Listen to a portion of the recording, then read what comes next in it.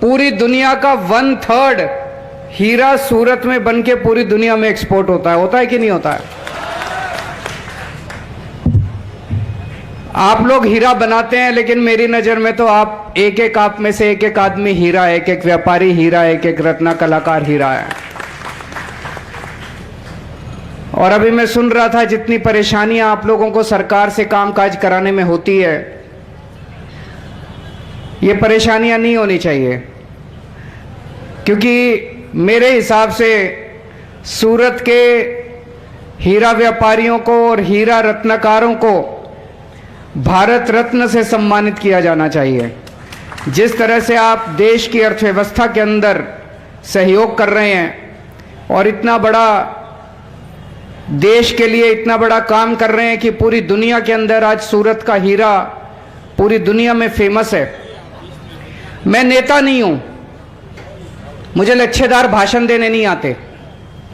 मैं भी आपकी तरह एक व्यापारी वर्ग से आता हूं।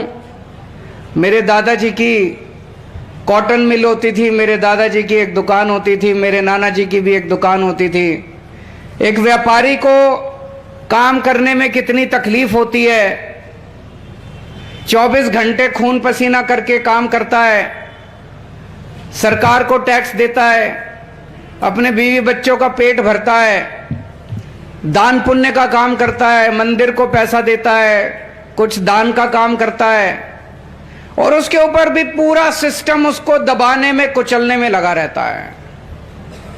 तो मैं सीधा मुद्दे पे आता हूं। अभी इतनी सारी समस्याएं गोपाल भाई ने बताई। सबसे पहले मैं पिछले 4-5 महीने से गुजरात के कोने कोने में जा रहा हूं। बहुत व्यापारियों से मिला। कल ही मैं टेक्सटाइल व्यापारियों से मिला। उसके पहले मैं राजकोट में, भावनगर में, गांधीनगर में, अहमदाबाद में, सूरत में भी कई मैंने व्यापारी वर्ग से मीटिंग करी, वडोदरा में, कई शहरों में गया और व्यापारियों से मिला।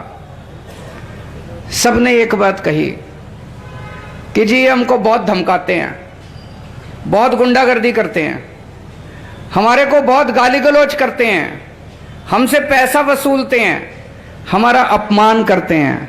गलत तो नहीं कह रहा? गलत तो नहीं कह रहा?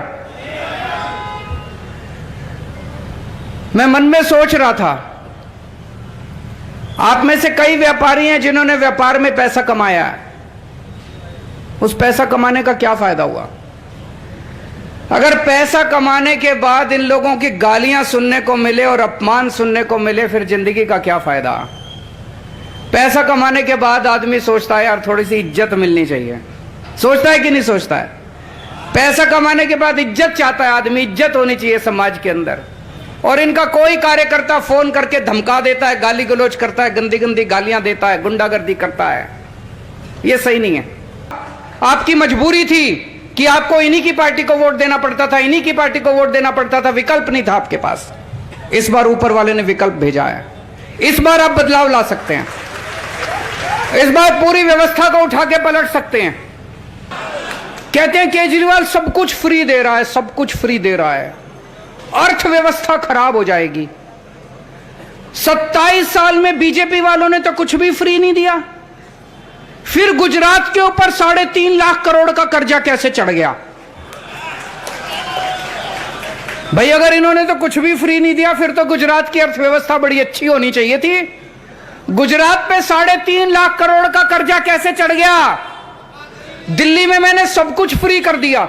दिल्ली में बिजली फ्री है, दिल्ली में पानी फ्री है, दिल्ली में सबकी शिक्षा फ्री कर दी, शानदार स्कूल बना दिए। अब अमीर लोग भी अपने बच्चों को सरकारी स्कूल में भेजते हैं दिल्ली के अंदर। सबकी शिक्षा फ्री है, सबका इलाज फ्री है, महिलाओं को बसों में किराया फ्री है। और मैं बुजुर्गों को अयोध्या में रामचंद्र जी के दर्शन करा के लाता हूं दिल्ली में। सारी तीर्थ यात्रा फ्री है, आना जाना रहना खाना पीना सब कुछ फ्री है।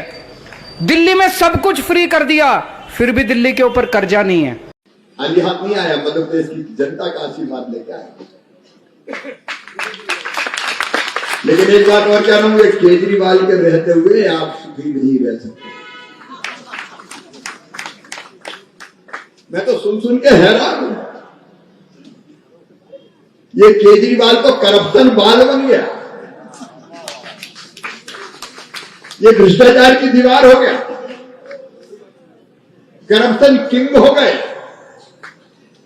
ऐसा भ्रष्टाचार कहीं सुना? कहती शर्म आती है। देश के माथे की बिंदी दिल्ली है, देश का गौरव और सम्मान दिल्ली है, और दिल्ली के मुख्यमंत्री की पार्टी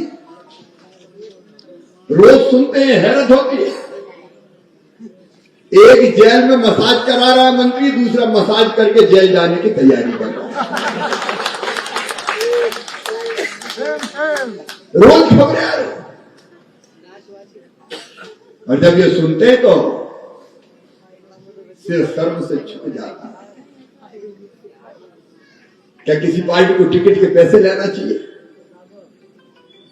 क्या कोई पार्टी टिकट लेके पैसे देगी तो जिससे पैसे लेगी वो ईमानदारी से काम करेगा?